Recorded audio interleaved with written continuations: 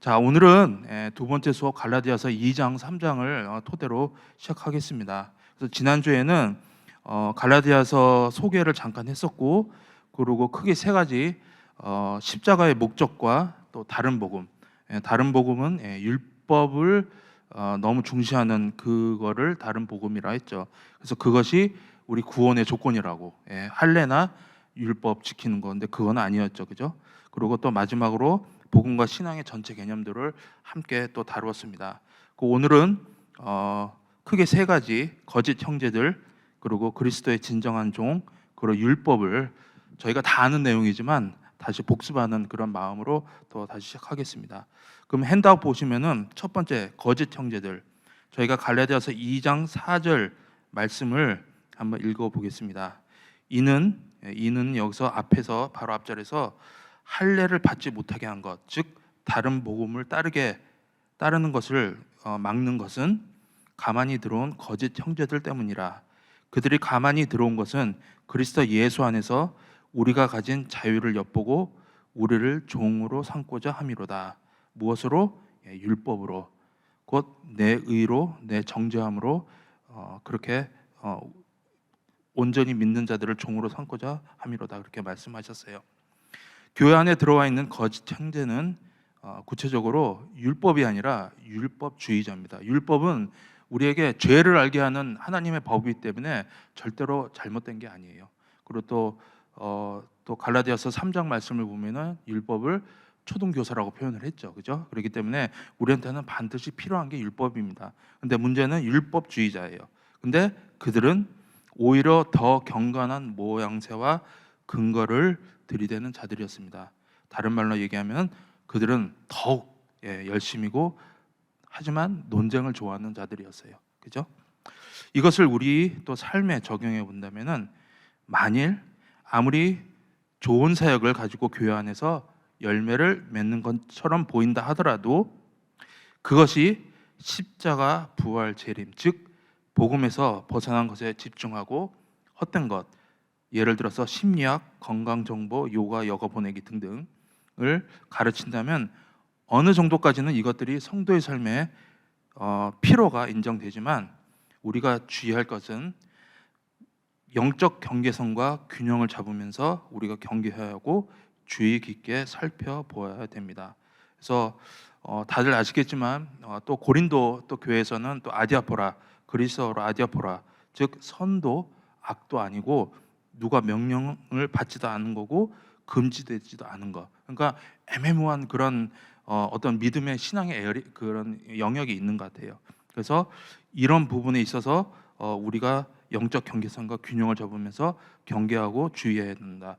뭐를 가지고 우리가 복음을 기준점으로 가지고 항상 교회 안에서 어떤 사역을 하고 또 어떤 액티비티를 해야 되는 건가를 특히 우리 또 재직들 또 잘 경계해야 될 것 같아요. 그래서 우리가 항상 질문 던질 것은 이것이 예수님 복음 전파에 합당한 것인가, 또는 하나님께 영광 올리는 것인가를 우리가 먼저 생각하고 우리가 교회 사역을 평가해야 된다는 그런 또 생각을 또 하게 됐습니다. 또 이런 거짓 형제들 때문에 사도 바울이 너무 답답했던 것 같아요. 그래서 갈라디아서 3장 1절을 보면 어리석도다 갈라디아 사람들아, 예수 그리스도께서 십자가에 못 박히신 것이 너희 눈앞에 밝히 보이거늘 누가 너희를 꾀더냐. 눈으로 직접 봐도 믿지 못하고 시험에 드는 갈라디아 교인들을 보고 사도 바울이 또 답답해서 말합니다. 그러고 나서 그 다음에 갈라디아서 1장 10절 말씀을 통해 가지고 또 변론을 하시죠. 이제 내가 사람들에게 좋게 하랴, 하나님께 좋게 하랴, 사람들에게 기쁨을 구하랴. 내가 지금까지 사람들의 기쁨을 구하였다면 그리스도의 종이 아니니라. 아멘. 그래서 거짓 형제들, 또 이런 거짓 형제들의 또 유혹되어서 다른 복음을 따르는 사람들한테 사도 바울이 답답해서 이렇게 얘기했던 것 같아요. 그럼 결국은 그런 거짓 형제들, 다른 복음을 따르지 않는 그리스도의 진정한 종은 누구냐? 그거를 다음으로 또 보겠습니다. 그리스도의 진정한 종은 사람들에게 박수와 환영을 받기보다는 사람들에게 박수와 환영을 받을 수도 있어요. 그렇지만 우리가 만약에 어떤 일을 돕고 하나님의 일을 돕고 사람과 하나님을 선택을 한다 그러면 우리는 언제든지 하나님을 선택해야 된다는 말씀입니다. 둘 다 사람이나 하나님한테 박수를 받을 수도 있어요. 하지만 그렇지 않을 경우에는 하나님한테 박수 받는 그런 길을 선택해야 된다고 말씀하시는 것 같아요. 그래서 사람들에게 박수와 환영을 받기보다는 하나님의 진리를 붙들고 어떻게? 말씀과 기도로 나와 하나님과의 1대1의 관계를 통해서 하나님의 진리를 붙들고 전하고 순종하는 자입니다. 그래서 이게 어떻게 보면 특히 우리 재직들한테 굉장히 중요한 말씀인 것 같아요. 우리가 교회 안에서 사역을 할 때 가장 신경 써야 하는 것은 첫 번째, 성삼위 하나님을 의식하는 사역. 이거는 저희도 잘 알겠지만 조정 목사님께서 항상 강조하신 그런 부분인 것 같아요. 하나님 받으시라고 섬기는 사역. 그리고 세 번째, 하나님의 영광을 드러내는데 사람의 영광을 드러내는 게 아니라 하나님의 영광을 드러내는데 우리 모든 마음과 신경을 집중해야 됩니다. 그렇게 살다가 비록 사람들한테 칭찬을 못 받더라도 그렇게 하나님께 칭찬받는 그런 사역과 그런 신앙생활을 하다가 우리가 언젠가 주님께서 부르실 날에 우리가 주님을 만나 뵙겠죠. 그러면 주님께서 칭찬과 면류관을 주시라고 이렇게 믿습니다. 아멘.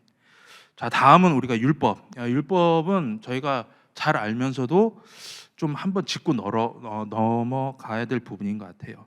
그래서 갈라디아서 2장 16절을 보면 사도 바울께서 이렇게 말씀하고 계십니다. 사람이 의롭게 되는 것은 율법의 행위로 말미암음이 아니요 오직 예수 그리스도를 믿음으로 말미암는 줄 앞으로 우리도 그리스도 예수를 믿나니 이는 우리가 율법의 행위로서가 아니고 그리스도를 믿음으로써 의롭다함을 얻으라 함이라. 율법의 행위로서는 의롭다함을 얻을 육체가 없느니라.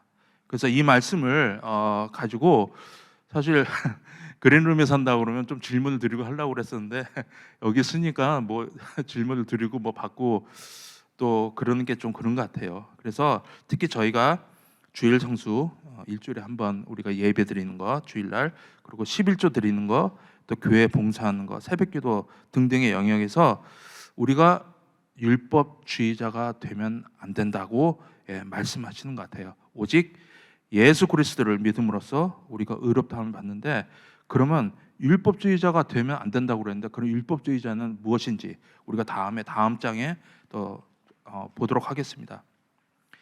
율법주의자는 율법을 주신 하나님과의 인격적인 교제는 사라지고 이게 첫 번째 단추가 잘못 껴지는 거예요.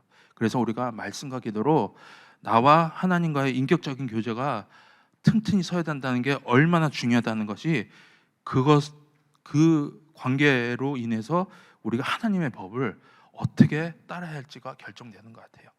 그런데 율법주의자는 그 단추가 껴지지 못하고 시작된 것 같아요. 그죠? 그래서 율법의 정신, 자비와 공의 또는 긍휼과 정의. 그러니까 율법의 정신은 상당히 좋아요. 그죠? 그런데 이러한 율법 정신도 없고 오직 율법을 지키는 형식만 남아 있는 것입니다. 이것은 마태복음 23장 23절에 나와 있고요. 그래서 율법주의자의 특징은 율법을 잘 지키는 것도 있지만 좀 편협적으로 지키는 부분도 있죠. 그죠?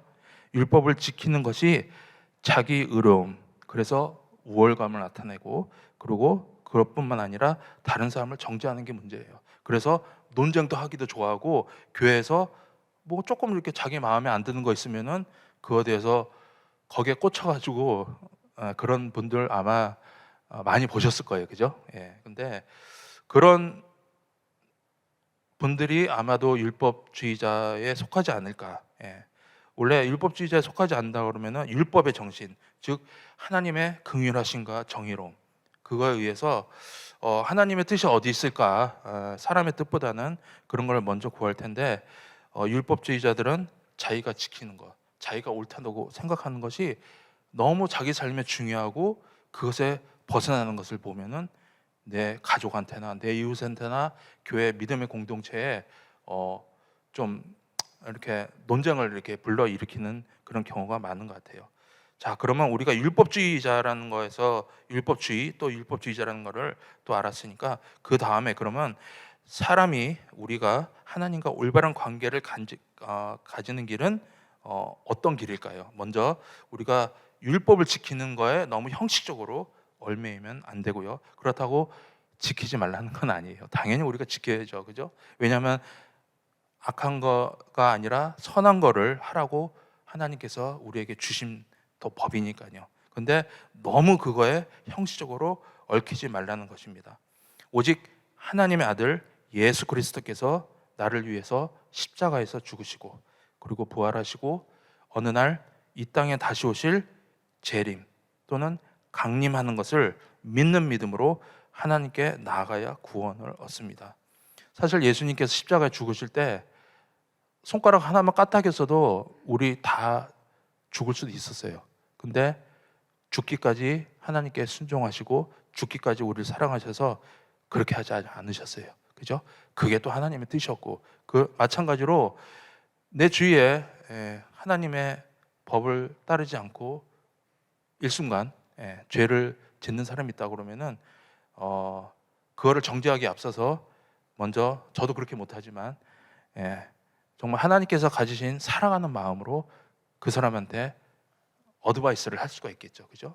그러고 나서 그 다음부터는 하나님께 기도하고 그 사람을 또 인도해 주실 것을 우리가 하나님께 기도할 수밖에 없어요. 그 사람하고 죽기까지 누가 없느냐 그러냐 이렇게 따지면서 서로 원수돼 가지고 다시 안 보는 관계가 되는 게 아니라, 그래서 우리가 이렇게 복음을 온전히 믿음으로써 하나님과 올바른 관계를 가질 수 있습니다. 그러므로 우리는 율법을 지킴으로써가 아니라, 율법을 지키는 것도 중요하지만 그리스도를 온전히 믿음으로써 하나님과 올바른 관계를 가질 수 있습니다. 내가 하나님과 올바른 관계를 갖고 있으면 어떤 상황에서도 율법을 능가하는, 율법에서 자유로워질 수 있는, 또는 율법보다 더 나은 그런 올바른 길을 하나님께서 반드시 주는 것을 믿습니다. 우리가 기도로 간절히 원하신다면 그게 바로 우리의 친구이신 예수 그리스도고 항상 우리와 함께 하시는 하나님인 것 같습니다. 이렇게 예수님이 하나님의 아들이요 구약에 예언된 메시아를 믿는 것이 온전히 우리가 하나님과 관계를 갖는 길이라고 그렇게 말씀합니다. 그리고 더 중요한 것은, 그죠? 그 복음을 사랑으로 전하는 삶을 살아야지 하나님께서 기뻐하시고 우리가 이 다음에 하나님 만났을 때 정말 칭찬받고 또 면류관 받을 수 있는 그런 또 그리스도인이 될 수 있다고 그렇게 믿습니다. 자, 율법, 갈라디아서 3장 24절에서 25절에 사도 바울께서 초등교사, 초등학교 교사라고 그렇게 표현하는데요. 율법을 지키는 것만으로는 누구를 막론하고 하나님과 올바른 관계를 가질 수 없습니다. 저희가 갈라디아서 13장 13절에서 14절을 제가 읽겠습니다. 그리스도께서 우리를 위하여 저주를 받은 바 되사 율법의 저주에서 우리를 속량하셨으니 기록된 바 나무에 달린 자마다 저주 아래에 있는 자라 하였습니다. 이는 그리스도 예수 안에서 아브라함의 복이 이방인에게 미치게 하고 또 우리로 하여금 믿음으로 말미암아 성령의 약속을 받게 하려 함이라. 우리가 율법을 지키는 것만으로는 하나님과 올바른 관계를 가질 수 없다고 그렇게 앞에서 또 저희가 배웠습니다. 그러나 제 자신을 포함해서 대부분의 그리스도인은 자신도 모르게 자꾸 자유함보다는 그 율법의 규제와 굴레에 스스로 또 뒤집어 쓰고 사는 것 같아요. 그러니까 예를 들어서 11조를 저는 이렇게 막 열심히 하는데 옆에서 그렇지 않은 사람 보면은 그거를 사랑으로 이렇게 권면하고 해야 되는데 11조 안 지키면 다 도둑놈이다. 저도 그랬었어요. 근데 그거는 참 뭐랄까 그렇게 지키지 못한 사람 마음에 칼을 꽂는 그런 말인 것 같아요. 그래서 저도 지금은 지났지만 많이 회개하고 있습니다. 그리고 마찬가지로 또 교회에서 더 많이 사역하시고 또 매일같이 새벽기도 나오시는 분들이 절대로 우월감을 가지서는 안 되는 것 같아요. 그리고 그렇지 못한 사람이 있을 때 사랑으로 권면하고 또 그런 사람들을 위해서 기도하는 것이 정말 하나님과 올바른 관계를 가진 그리스도인이 아닐까 또 그렇게 생각합니다. 예수 그리스도는 우리에게 죄에서 자유와 무거운 율법으로부터 자유함을 우리에게 주셨기 때문입니다. 그래서 저희가 이런 율법의 그런 규제와 굴레를 자꾸 내 자신 뒤집어 쓰려는 거를 자꾸 말씀으로 깨우쳐야 되는 것 같아요. 예. 자, 그럼 저희가 갈라디아서 3장 19절을 또 보도록 하겠습니다. 그런즉 율법은 무엇이냐? 범법함으로 더하여진 것이라. 천사들을 통하여 한 중보자의 손으로 베푸신 것인데 약속하신 자손이 오시기까지 있을 것이다. 이 말씀에서 율법이 왜 주어졌다고 그렇게 하나요? 그럼 그 답이 바로 그 6번에 나와 있습니다. 율법은 약속된 그 후손, 즉 예수 그리스도께서 오실 때까지 죄가 무엇인지 알게 하시려고 덧붙여 주신 것입니다. 그리고 이 율법은 천사를 통하여 중재자 모세의 손을 거쳐 제정된 것입니다. 사실 이게 중재자가 정말 모세인가 아니면 예수 그리스도인가 좀 이렇게 혼동될 수가 있거든요. 근데 사도행전 7장 37절 38절을 보면은 거기서 명확하게 사도 말씀이 나와 있는 것 같아요. 그래서 제가 읽겠습니다. 이스라엘 자손에 대하여 하나님이 너희 형제 가운데서 나와 같은 선지자를 세우리라 하던 자가 곧 이 모세라. 시내 산에서 말하던 그 천사와 우리 조상들과 함께 광야 교회에 있었고 또 살아있는 말씀을 받아 우리에게 주던 자가 이 사람이라. 곧 모세라. 그래서 그 말씀을 보면은 그 율법은 하나님께서 천사들을 통해서 그리고 중재자인 모세를 통해서 우리에게 주셨다는 것을 또 알 수가 있습니다. 그러므로 형식적으로 율법을 지키는 것만으로는 아무도 하나님과 올바른 관계를 가질 수 없습니다. 율법은 단지 무엇이 옳고 그른가, 무엇이 죄가 되고 안 되는가를 우리에게 알려줄 따름입니다. 그래서 율법은 구원의 조건이 될 수 없고, 구원의 조건은 뭐라고 그랬죠? 예수 그리스도, 십자가 부활 재림, 그 복음을 믿는 게 바로 구원의 조건이라는 거.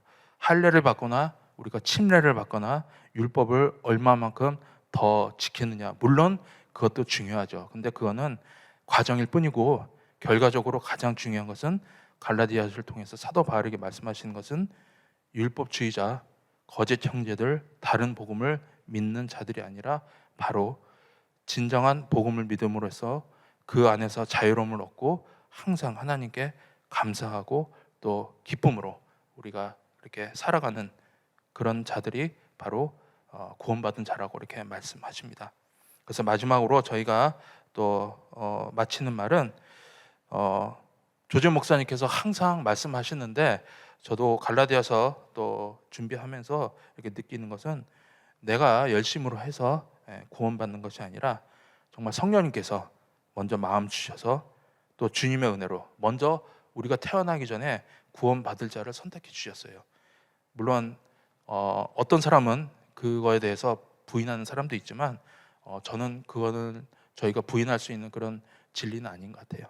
그렇게 먼저 선택해 주신 그런 주님의 은혜로 우리에게 마음 주셔서 우리가 겸손하게 교회에서 또는 가정에서 직장에서 열심히 일하고 또 복음 전해서 우리가 마침내 그 구원의 그 문을 통과해서 하나님과 또 예수님과 영원히 살 수 있는 그런 하나님 나라에 들어갈 수 있음을 그렇게 믿습니다.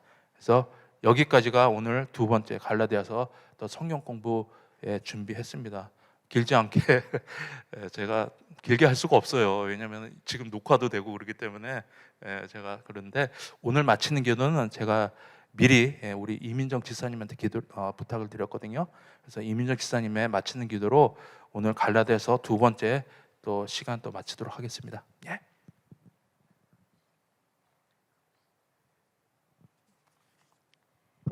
다 같이 기도하시겠습니다. 사랑의 하나님, 오늘 갈라디아서 말씀을 함께 공부하였습니다. 말씀에 근거해서 날마다 우리들을 지키고 서로를 세우는 한마음 성도들이 되길 기도합니다. 늘 기도하고 감사하며 하나님의 사랑을 전하는 한 주를 지내기를 간절히 소망합니다. 이 모든 말씀 살아계신 예수님의 이름으로 기도합니다. 아멘.